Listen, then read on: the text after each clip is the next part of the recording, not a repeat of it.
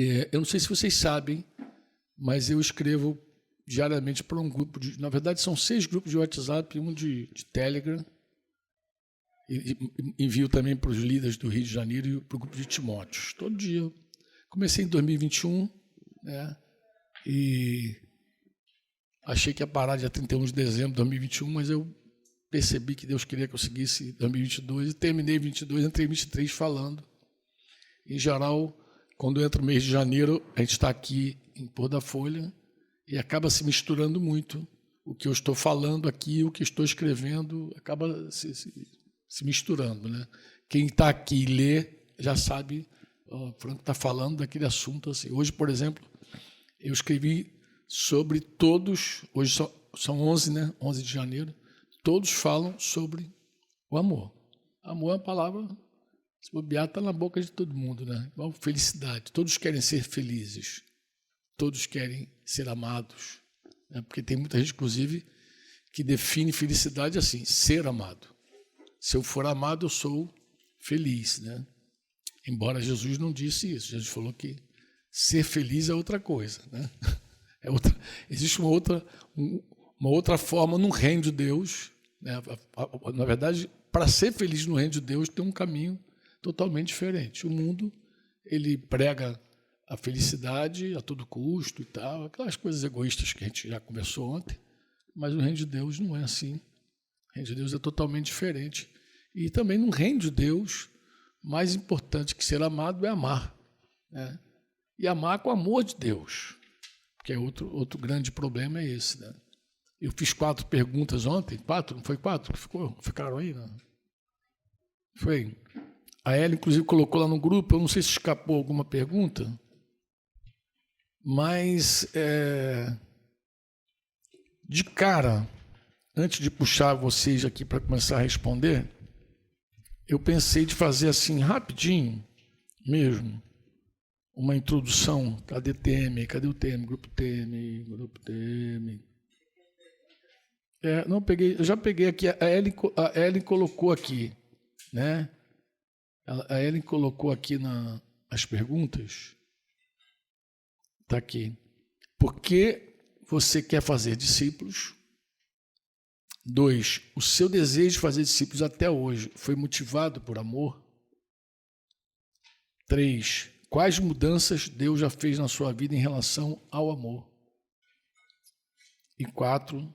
Descreva de forma prática, né, o seu amor pelas pessoas que Deus te confiou. Lembra disso aí? Então são 3 perguntas e a última não é uma pergunta, mas é uma tarefa, né, de você descrever as evidências desse amor. Mas antes de puxar você, eu queria fazer uma introdução assim muito rápida, né, para você entender. Uma ocasião, vários anos, há muitos anos mesmo, eu ainda tinha cabelo, eu era jovem, e eu estava dando carona para Modesto e Ana Rita. Nós estávamos saindo de uma reunião da igreja, e Modesto estava sem carro, pediu uma carona. Eu levei Modesto na Rita e tinha uma jovem que morava lá do lado deles, ali de Realengo. E Modesto falou, pode levar aqui a fulana também, é uma menina. Eu falei, claro, levando vocês 2, a gente já leva junto. A moça, que era vizinha lá deles.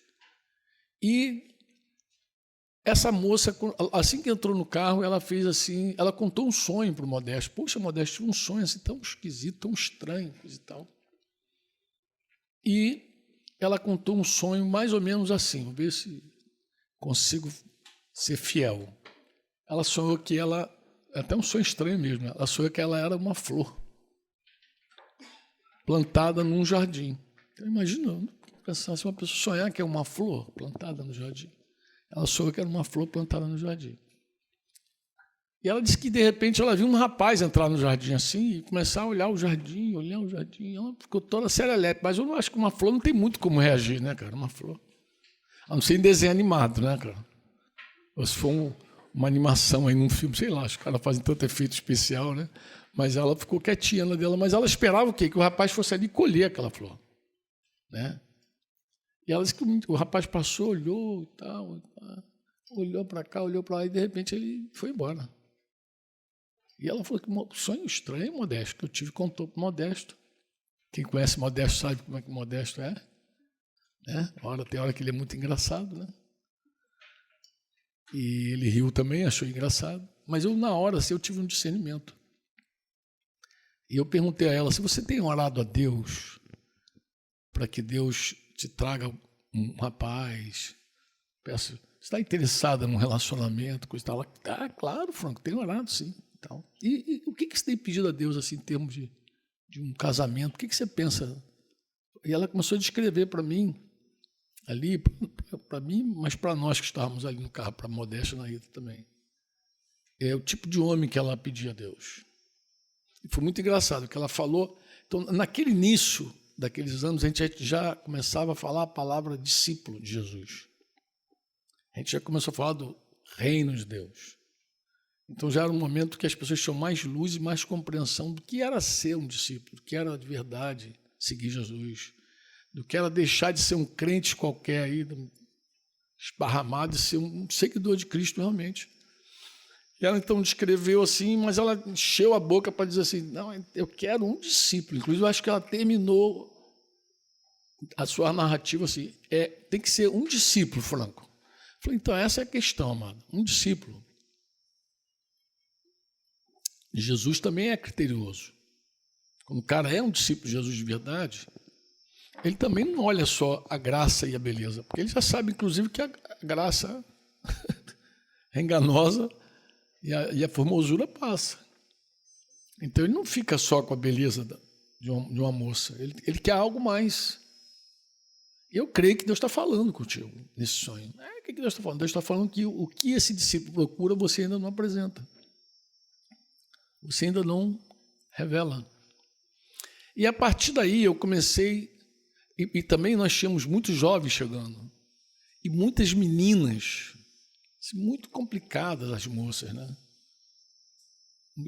Moças carentes, moças de experiências do mundo muito traumáticas, moças de todo tipo, né? Meninas do Rio de Janeiro, imagina como é, menina de Rio de Janeiro, né? E começaram a chegar no meio da igreja e a compaixão também muito grande por elas, de olhar e dizer assim, meu Deus, essas meninas davam trabalho, ainda dão, né? Mas várias dessas moças hoje são mães, né? Várias dessas meninas hoje estão casadas, são mães. Aí, algumas vocês conhecem, né? Que é dessa geração, por exemplo. Né? Meninas que eu lembro a história que tomou decisões assim radicais e Deus mudou a história delas completamente, entendeu? Mas naquela ocasião eu comecei a falar para essas meninas sobre muro ou porta, que acabou virando esse livretinho aqui. Comecei a falar ali, ministrar. Um dia alguém escreveu o que eu estava falando, aí peguei, achei que era interessante, aí publicamos o... E esse livro já teve várias capas. Então, na história tem vários muro-porta aí.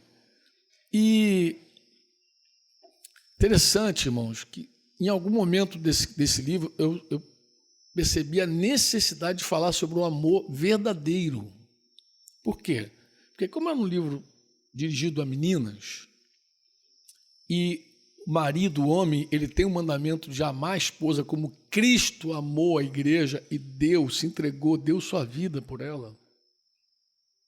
Eu comecei, de alguma forma, a descrever para essa moça o que era de verdade um discípulo de Jesus, o que ela podia esperar de um discípulo de Jesus. Porque se a menina casa pensando em ser amada, suprida, né? Se ela não enxerga de verdade, agora vou abrir um parênteses aqui que eu falei no último encontro de jovens, quase que eu levei umas tomatadas lá, mas eu precisei falar.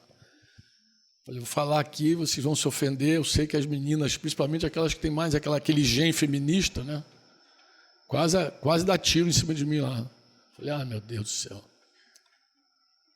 Mas preciso dizer, eu não me recordo exatamente em que ponto que eu comecei esse assunto, mas se depois você quiser assistir, está gravado em algum lugar lá do Encontro de Solteiros.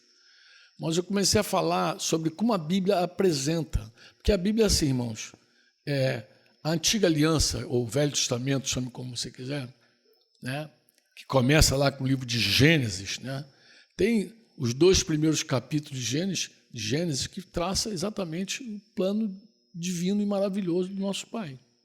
Uma criação perfeita, né? Deus criou o homem, depois viu que não era bom ele estar só, aí criou uma esposa para ele. Eles viviam na maior harmonia, maior alegria, maior bênção. E até o pecado entrar. Pecado que até hoje nós sentimos na nossa vida. Mas antes do pecado, tudo era muito perfeito. A comunhão de Deus com o homem. E, claro, tudo era pleno e era maravilhoso, lindo e tal. Mas a criação perfeita, de vez em quando, ela volta quando você tem que ensinar as pessoas. Jesus usou muito a criação para ensinar. Por exemplo, quando perguntaram a Jesus sobre divórcio, Jesus não falou sobre divórcio. Jesus falou sobre casamento. Jesus não foi dar uma aula sobre divórcio, vou te explicar o divórcio. Não, ele falou o que era o casamento. E ele vai para onde para falar sobre o casamento? Ele vai para os 2 primeiros capítulos de Gênesis. Ele volta lá e fala que Deus criou homem e mulher. Deus criou o sexo, criou os dois. Deus criou homem e mulher. E Deus estabeleceu uma aliança entre eles. Por isso o homem se unirá à sua mulher e serão os dois uma só carne. Então, Deus criou assim que foi criado, e porque foi criado desse jeito, eles se casam, se unem e tal. Paulo também, quando vai ensinar algumas coisas, ele também usa a criação para falar, porque é o padrão perfeito. Aí Jesus termina dizendo, o que Deus uniu não separa o homem, pô. É desse jeito e pronto. Essa é a maneira. Você tem que entender primeiro o modelo original, para depois você falar do que foi destruído, né, ao longo da vida. Mas tem que conhecer o padrão. O padrão é esse, o modelo é esse, pô. Então ele vai lá no modelo. E de vez em quando se volta a isso. E Paulo volta à criação também para falar, para ensinar a igreja. Em Corinto, ele fala uma coisa muito interessante. Ele diz que a mulher foi criada para o homem. Está concordando comigo? Mas, claro, que tem mulher que nem gosta de pensar num negócio desse. Como assim foi criada? Não, você foi criada para o homem, para um homem. Então, quando você está orando e pedindo a Deus um homem para te suprir, você já está, inclusive, muito equivocada. Primeiro, porque o princípio do amor não é esse. E segundo, porque você foi criada para um fim, para alguém.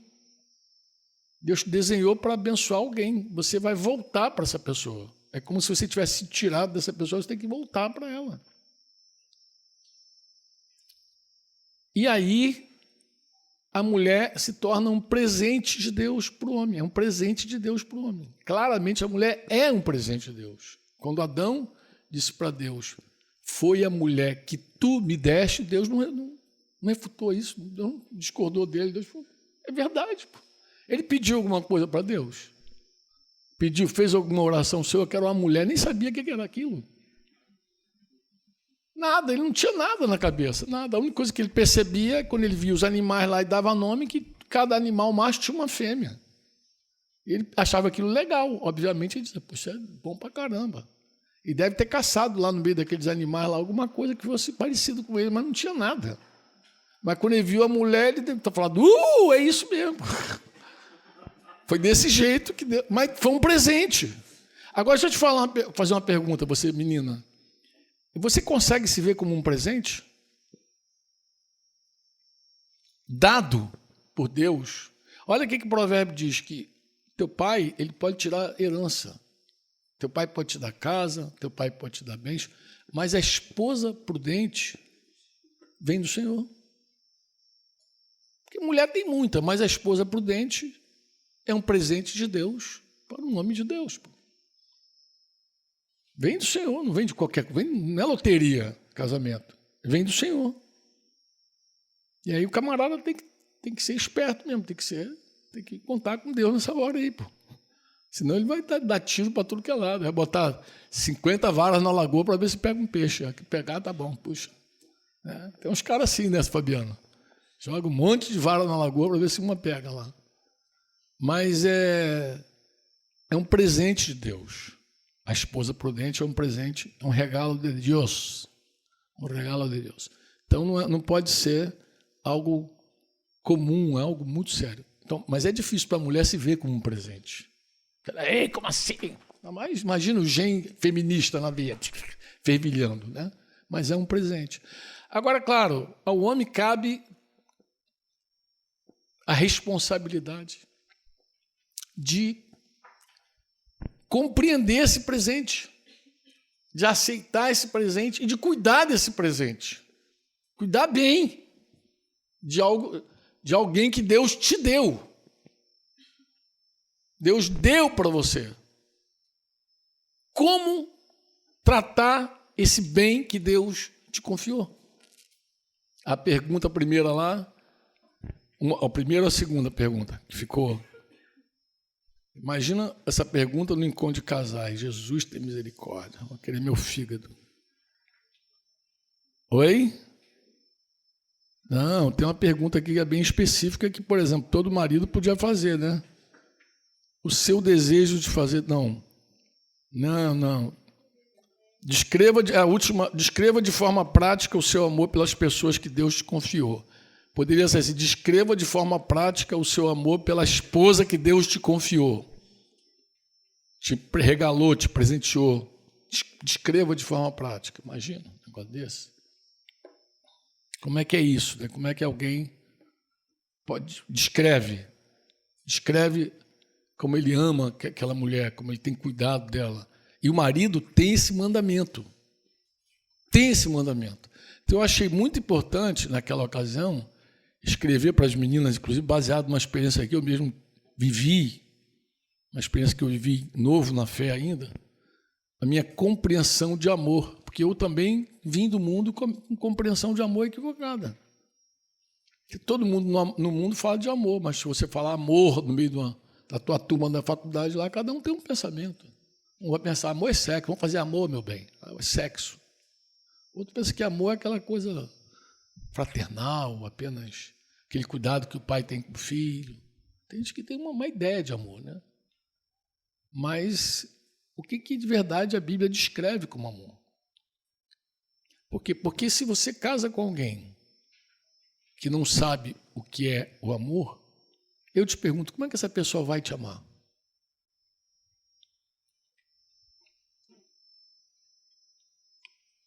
Se você começa a fazer discípulos e não sabe o que é amor, como é que você vai amar esse discípulo?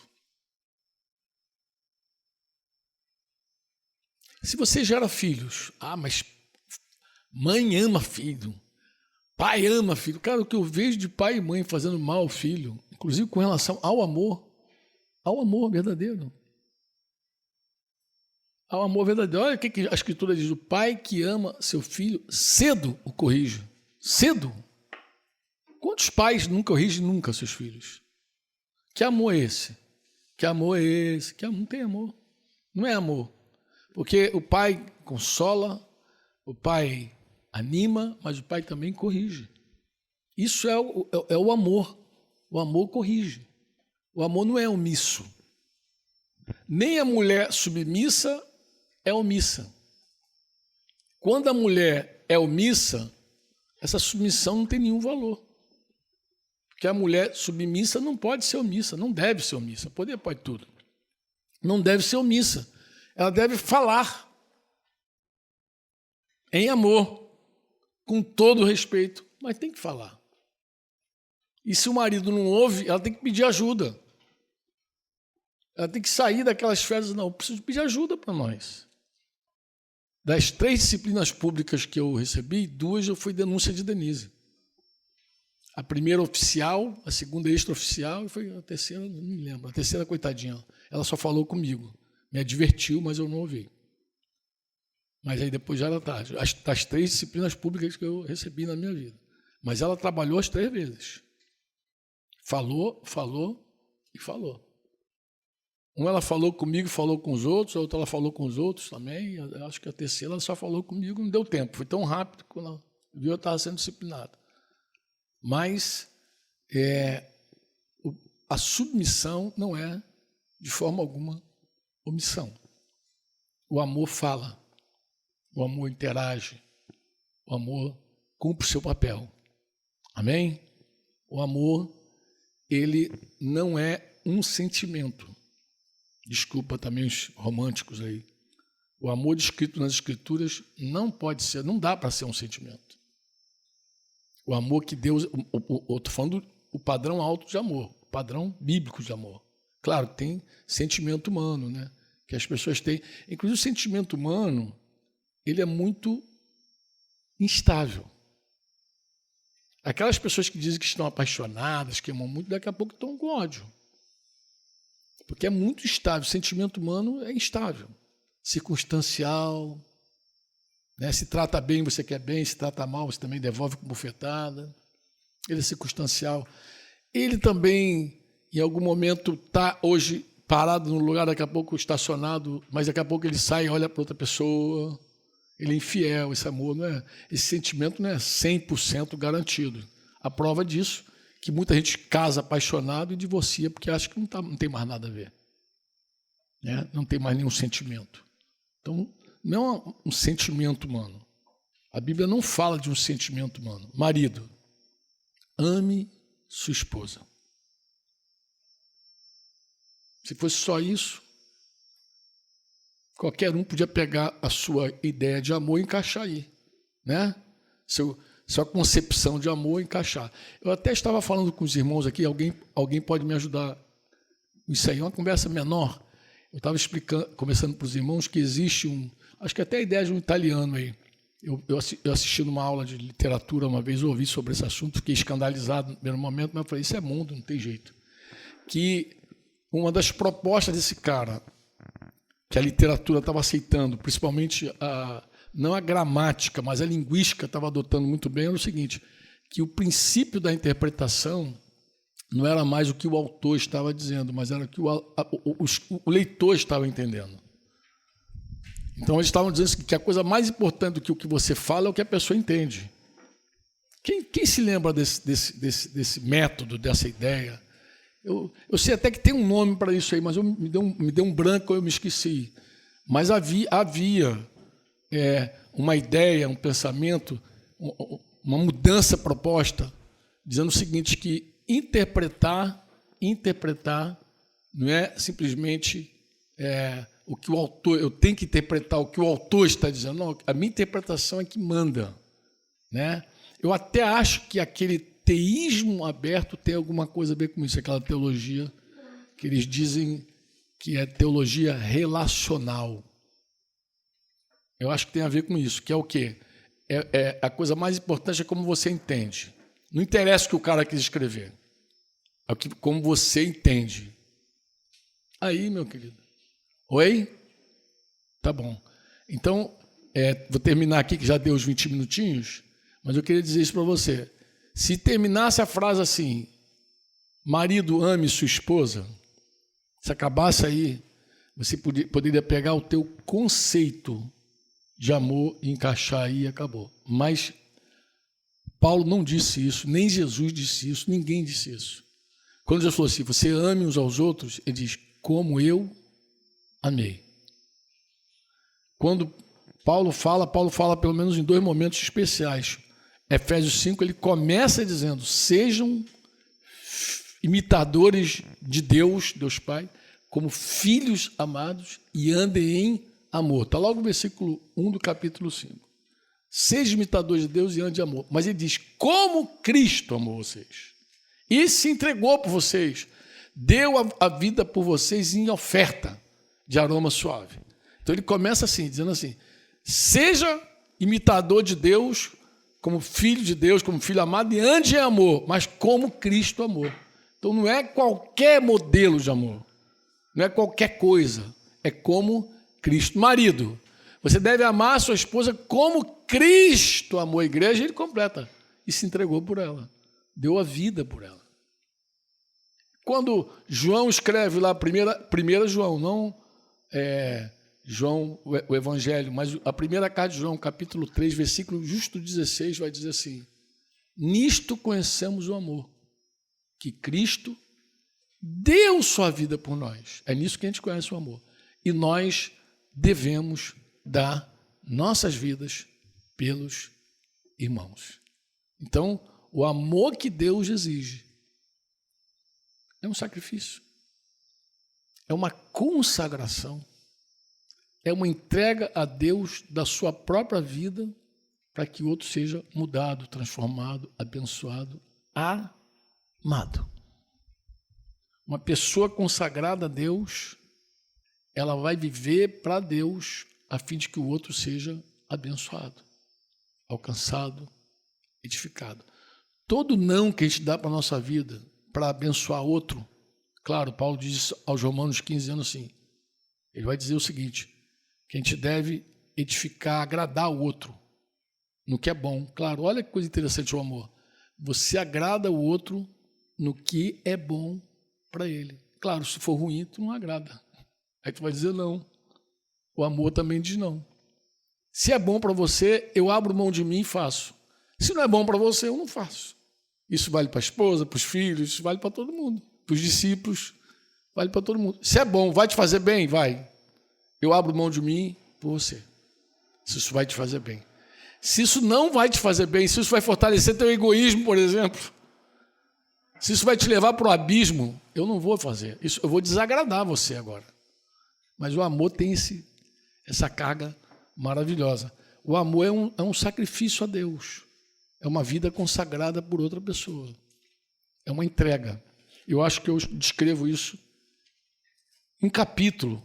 Pelo menos eu dedico. Eu acho que não sei como está agora, assim, precisamente, mas eu procuro colocar dessa forma para você entender que um discípulo de Jesus deveria compreender o amor. Porque se ele não compreende o amor, ele não tem como te amar, menina. Ele não tem como te amar de verdade. Tá? Se liga aí, tá? Fica esperta. Amém?